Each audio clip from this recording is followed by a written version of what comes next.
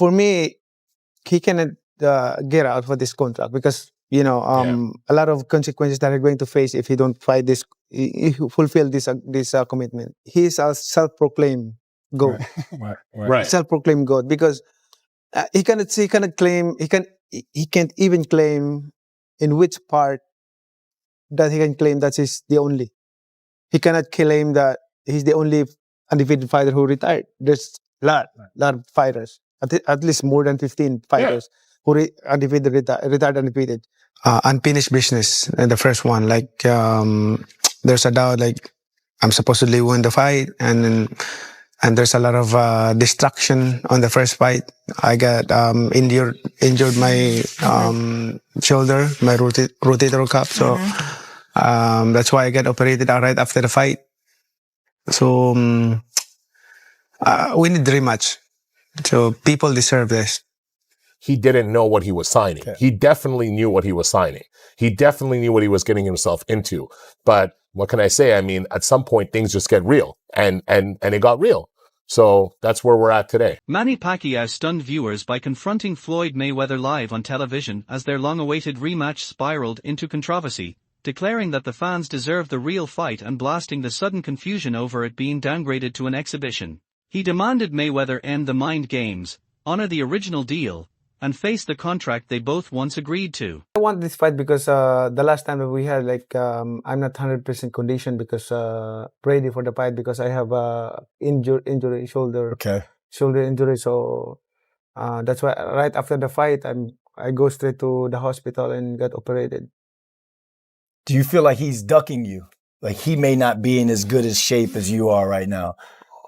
Talking about ducking since before the first fight. Jazz Mather shut down the exhibition narrative without hesitation, making it unmistakably clear that such an idea was never part of the deal and never will be, insisting the signed agreement binds both sides to a legitimate professional fight. He then escalated the tension by hinting that Floyd Mayweather Jr. might be deliberately stalling, possibly fearing that he's no longer in peak condition to face Manny Pacquiao, and that stepping into the ring now could shatter his untouchable 50-0 record if things go wrong. Our focus comes down to looking at this fight and trying to get this fight across the finish line.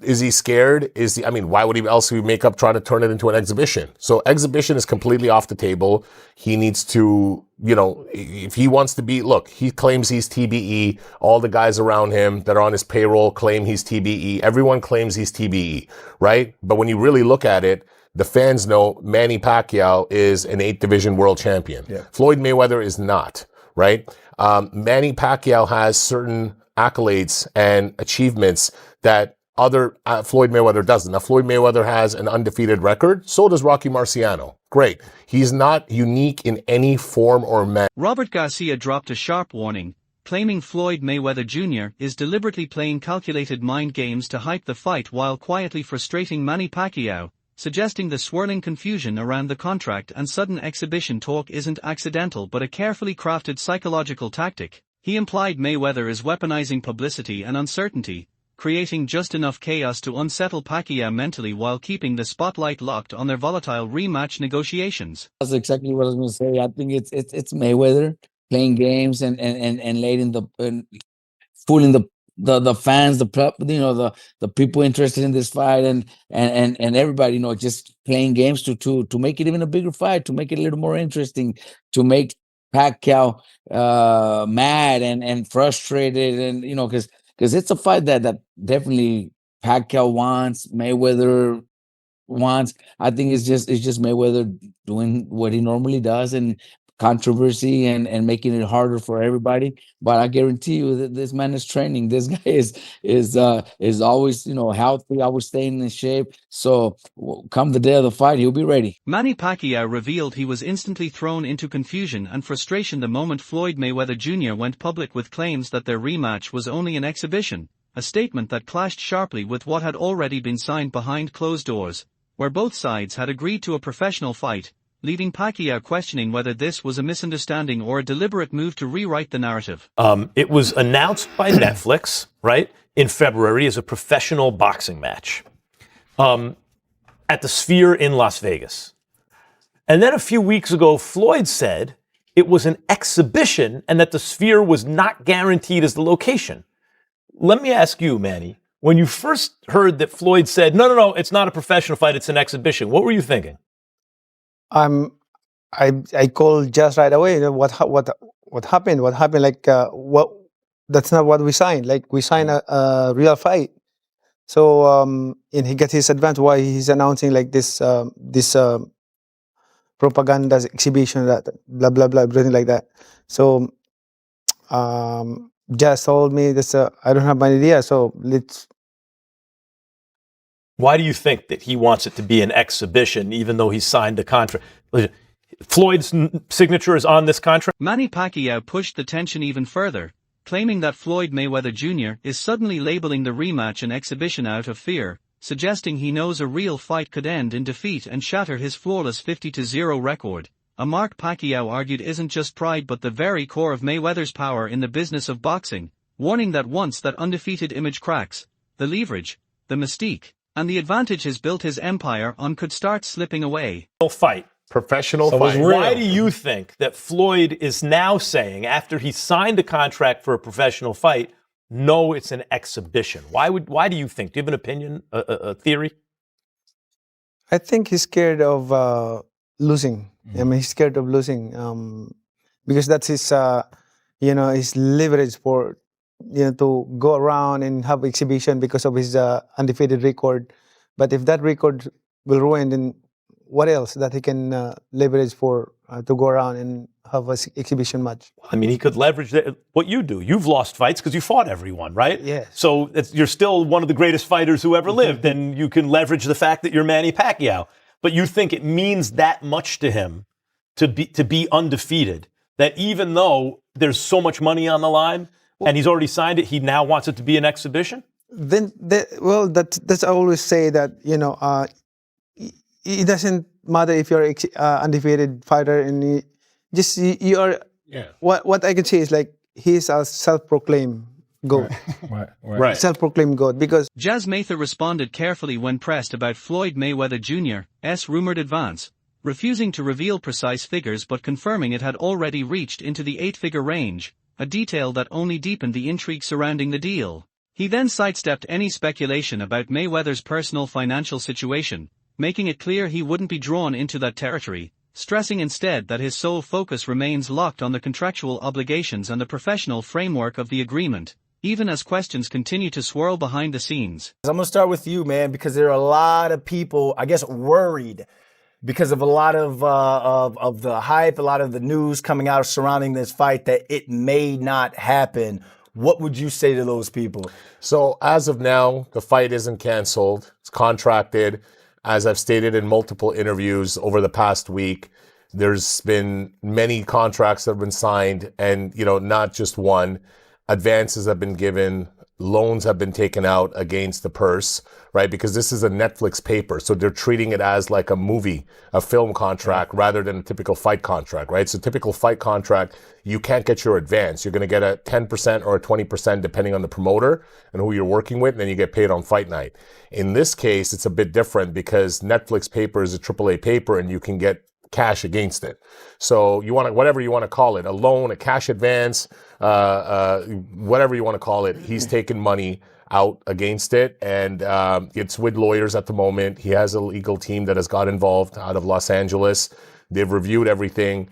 There's no real way out at all. Analysts are raising eyebrows at the escalating controversy over whether the bout is a legitimate professional fight or merely an exhibition, pointing out that such a critical detail should have been locked in and finalized from the very beginning, not unraveling in public this late in the process. They argue the ongoing confusion is fueling unnecessary tension behind the scenes, but at the same time, some suspect it may not be entirely accidental, hinting that both camps could be quietly allowing the uncertainty to grow as a calculated tactic, turning chaos into attention and using the drama to intensify hype around the fight. Understand how it could be controversy over whether it's going to be an exhibition or a real fight. Like that's something that should be discussed from day one. I don't get that part. Like, so maybe he's trying to piss Manny off a little bit, make him, fight out of his character.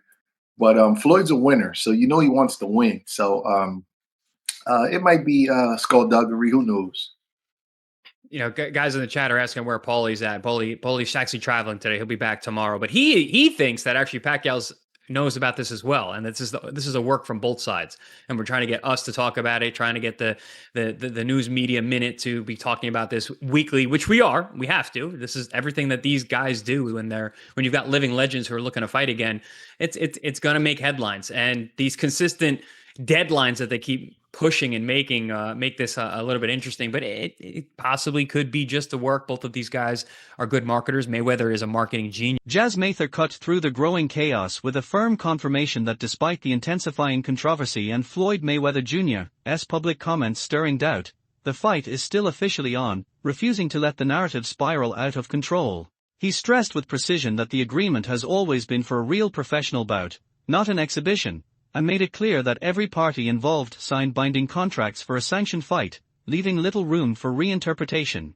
Mather then sharpened his stance, warning that Mayweather's attempt to suddenly reframe the event as an exhibition directly contradicts the agreed terms, and hinted that such a move could cross a dangerous line, potentially escalating into a serious breach of contract if pushed further. So, number one, as we stand, this fight is not canceled. I know that there were some things spreading around, some boxing news outlets and stuff yesterday. It is not canceled in any way. Floyd Mayweather is in a breach. He is officially in a breach. He's been in a breach since the day he went out and said what he said on Saturday, but he's officially in a breach as of yesterday. He has a cure period. There are certain things that he needs to do, and he has multiple breaches, not just one. So this was never an exhibition. It was never going to be an exhibition. It was never signed as an exhibition. Manny Pacquiao has no interest in doing an exhibition with Floyd. And just for the record, what the public doesn't know, Floyd Mayweather signed not one, not two, but 3 different agreements on 3 different dates with 2 different parties that ultimately got intertwined in the month of January. And this is all related to his return to professional boxing. Jazz Mather revealed a deeper layer to the unfolding drama, stating that Floyd Mayweather Jr. didn't just sign one agreement, but 3 separate contracts on different dates with different parties, all unmistakably tied to a professional fight, a detail that tightens the pressure with every word.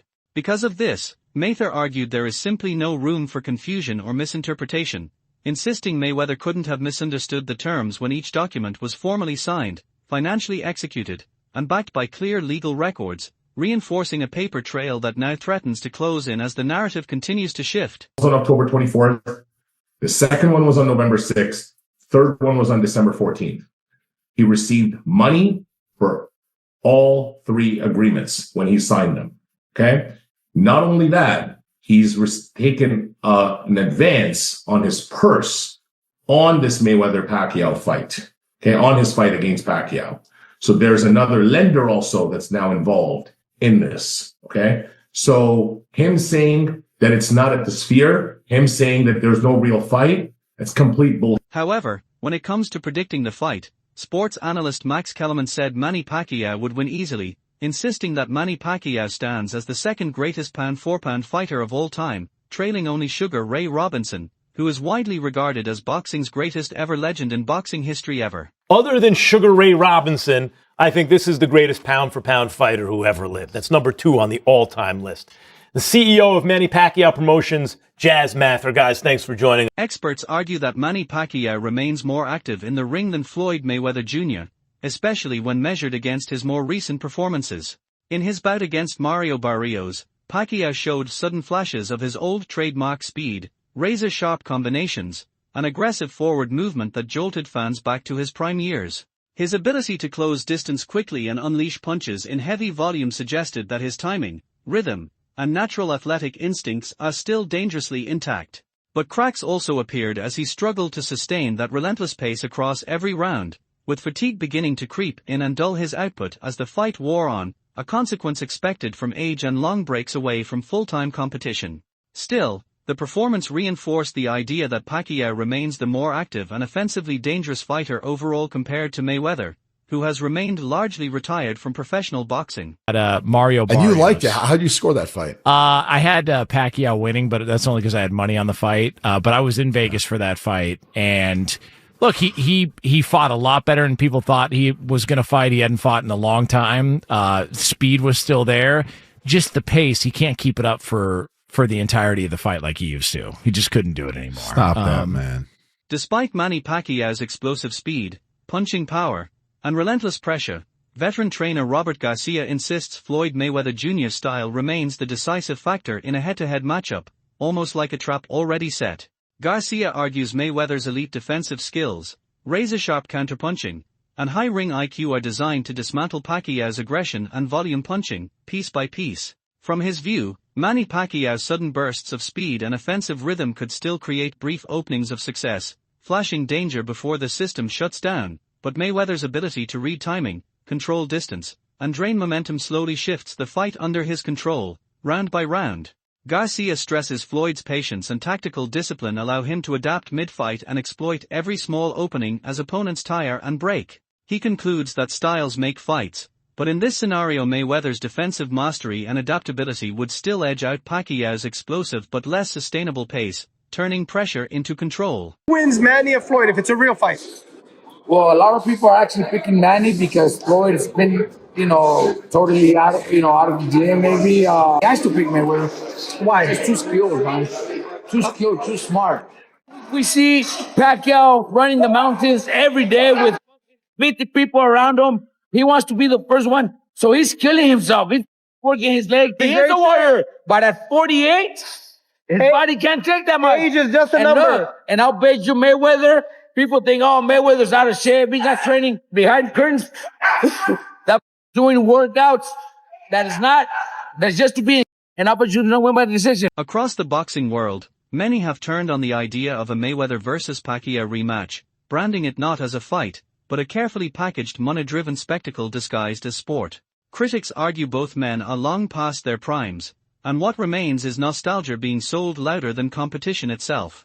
Many believe the first encounter already collapsed under disappointment, and fear a second chapter would only echo the same underwhelming silence.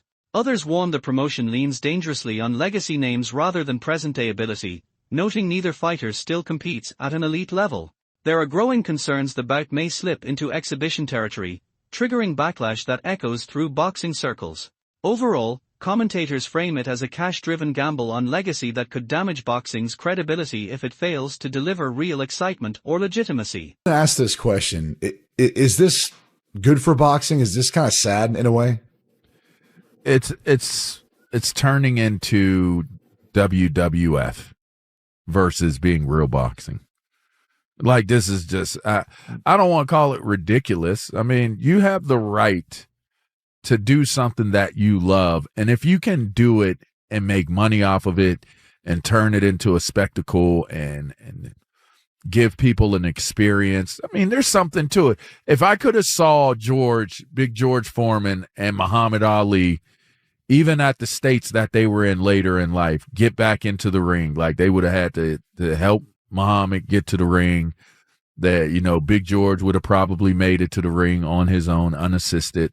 And we got to see them get into the ring. And I'm not like, it sounds like a bit with it, which it is a little bit of a bit, but in actuality and reality, to see them in real life get back into the ring, even if it was just to like stand there and shake for the whole entire round and Big George move around, like there could be some value. There's value to it because of what the historical value connected to it. In a recent interview, Manny Pacquiao discussed his new business venture with Team Boxing League, where he has entered a 9-figure deal that expands his role far beyond boxing.